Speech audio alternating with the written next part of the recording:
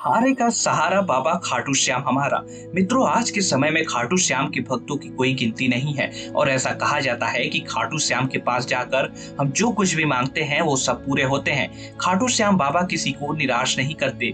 लेकिन क्या आपने कभी सोचा है कि बाबा खाटू श्याम का सिर्फ सर ही क्यों दिखता है? उनके बाकी के शरीर कहाँ है? और कौन है ये खाटू श्याम बाबा? क्या है इनकी कहानी? इन्हीं सब सवालों के जवाब पाने की कोशिश करते हैं आज के इस वीडियो में। मित्रों, इसके लिए हमें वापस से महाभारत काल में जाना होगा, जब महाभारत की लड़ाई शुरू होने वाली थी। लेकिन उससे पहले युधिष्ठिर और श्री कृष्ण बाकी पांडव से युद्ध के बारे में चर्चा कर रहे थे। तभी वहां पे बर्बरीक आते हैं। बर्बरीक के बारे में अगर आप नहीं जानते तो आपको बता दें कि बर्बरीक भीम के पौत्र थे। बर्बरीक के तरकश में सिर्फ 3 बाण थे, लेकिन ये तीनों बाण कौरव क्या पूरी दुनिया को नष्ट करने के लिए काफी थे। श्री कृष्ण ने बर्बरीक से एक सवाल पूछा कि हे बर्बरीक, तुम किधर से लड़ना चाहते हो? अगर देखा जाए तो बर्बरीक का जवाब होना चाहिए था कि वह पांडव की तरफ से लड़ेंगे, लेकिन बर्बरीक ने कहा कि जो पक्ष कमजोर होगा वह उनकी तरफ से लड़ेंगे। श्री कृष्ण समझ गए कि शुरुआत में तो बर्बरीक हमारी तरफ से लड़ेगा, लेकिन जब कौरव हारने लगेंगे तो ये उनकी तरफ चला जाएगा। श्री कृष्ण ने बर्बरीक से अपना कौशल दिखाने को कहा। उन्होंने एक पीपल के वृक्ष की ओर इशारा करके कहा कि वो एक बाण से पेड़ के सारे पत्तों को भेद कर दिखाए। बर्बरीक ने भगवान का ध्यान करके एक बाण छोड़ दिया।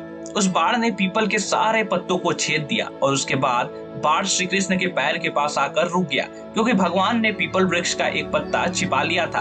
बर्बरीक समझ गए कि तीर उसी पत्ते को भेदने के लिए श्री कृष्ण के पैर के चक्कर लगा रहा है। बर्बरीक बोले, हे भगवान, आप अपना पैर हटा लीजिए, नहीं तो ये आपके पैर को वेध देगा। श्री कृष्ण बर्बरीक के पराक्रम से प्रसन्न हुए और उन्होंने बर्बरीक से एक दान देने का वचन मांगा। बर्बरीक ने दान देने का वचन दे दिया और श्री कृष्ण ने बर्बरीक से कहा कि उन्हें दान में बर्बरीक का सर चाहिए। यह सुनकर बर्बरीक जरा भी नहीं हिचकिचाए। बर्बरीक बोले कि हे देव, मैं अपना शीश देने के लिए वचनबद्ध हूँ, लेकिन युद्ध अपनी आंखों से देखने की इच्छा है मेरी। श्री कृष्ण बर्बरीक की वचनबद्धता से प्रसन्न होकर उनकी इच्छा पूरी करने का आशीर्वाद दिया और बर्बरीक ने अपना शीश काट कर कृष्ण को दे दिया। श्री कृष्ण ने बर्बरीक के सिर को 14 देवियों द्वारा अमृत से सींचकर युद्ध भूमि के पास एक पहाड़ी पर स्थित कर दिया, जहां बर्बरीक युद्ध का दृश्य देख सके। इसके पश्चात श्री कृष्ण ने बर्बरीक के धड़ का शास्त्र विधि से अंतिम संस्कार कर दिया। महाभारत का महान युद्ध जब समाप्त हुआ और पांडव की जीत हुई तो पांडवों में यह बहस होने लगी कि इस विजय का श्रेय किस योद्धा को जाता है।